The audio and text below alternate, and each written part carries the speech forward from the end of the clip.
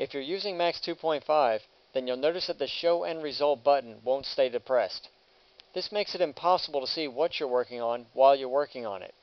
In 2.5, we did it a slightly different way, which doesn't hurt to learn even if you are using 3. Many people, including myself, prefer to do it the old way, simply so that you don't have to worry about going back in the stack each time you want to select and modify your character. At any time during the building process, you can change from one method back to the other.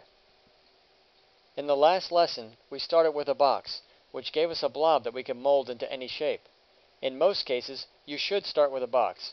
That way you won't make your lattice more complicated than it needs to be. In the case of sculpting a head, it may be easier to start with a shape that's already divided up evenly. So this time, let's start with a sphere. I'll drag out a sphere in the top view and decide how many segments I'll need.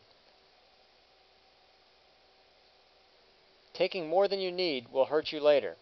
This is a case of less is more.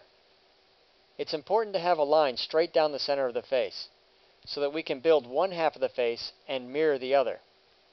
So it looks like we'll need about 10 segments. Using hemisphere, we can flatten out the bottom that will later become the neck.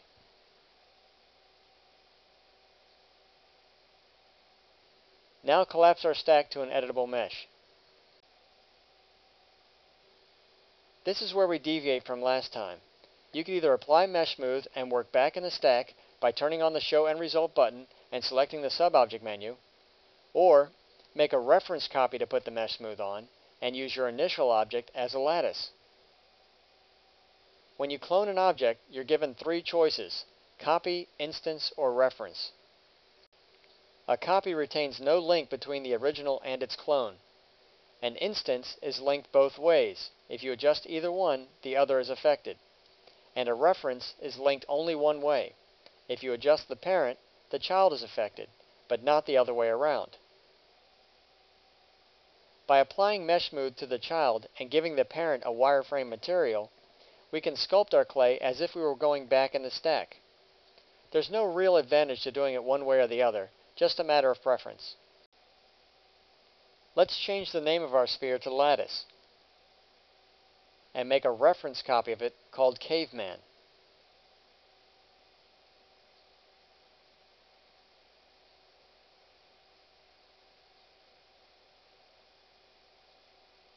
On Caveman, we'll put our Mesh Smooth modifier and increase our iterations to 2.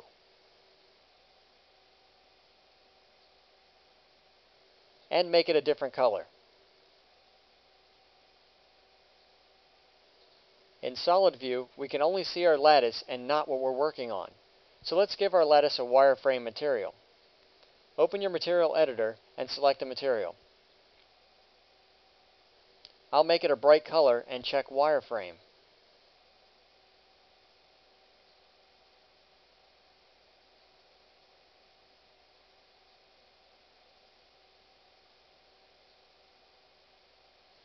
Now apply it by hitting Assign to Selected or drag it to the object.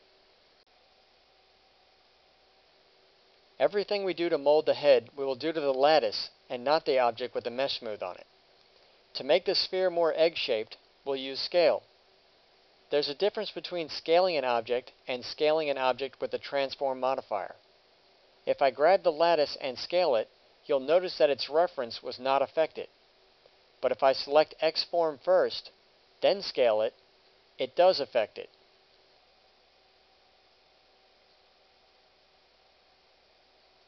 So let's select Non-Uniform Scale, restrict it to the X, and pull the sides in until it looks good.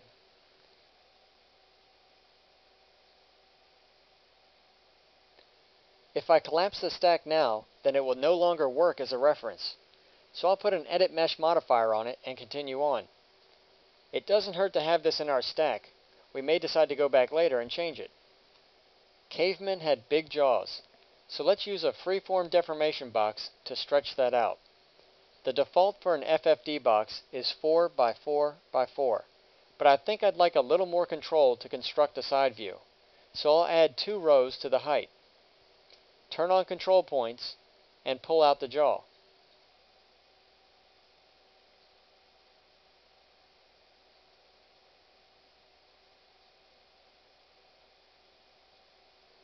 Since the head is symmetrical, there's no reason to work on both sides of the face. Even if in the end you want to make one side different, it's still easier to build it all the same and then change a side later.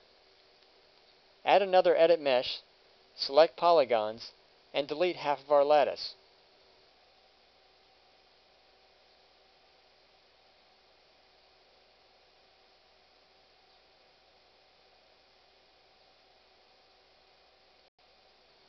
Now mirror the mesh smooth object, and choose either instance or reference. In this case, it doesn't matter which. If you hide the lattice, you'll notice that we've picked up a seam right down the middle of the face. Don't worry about it, it's an easy fix at the end.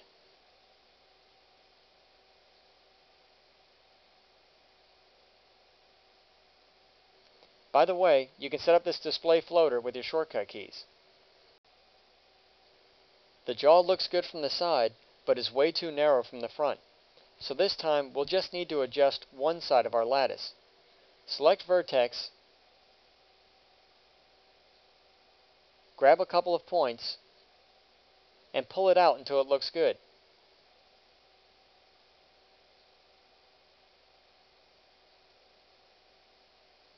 Now that's a much stronger jaw.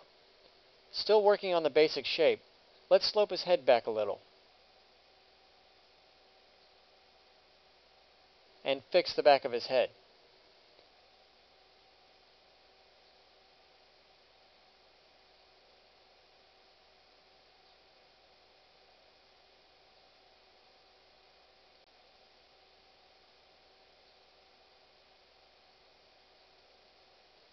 Be careful not to move the center column to the left or right. This will separate your mesh.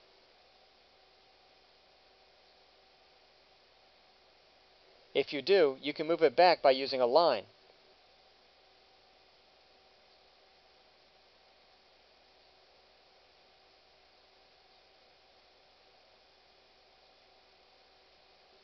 Or you can type in the coordinates to get it back. You can do this by right-clicking the already selected move key and using copy and paste.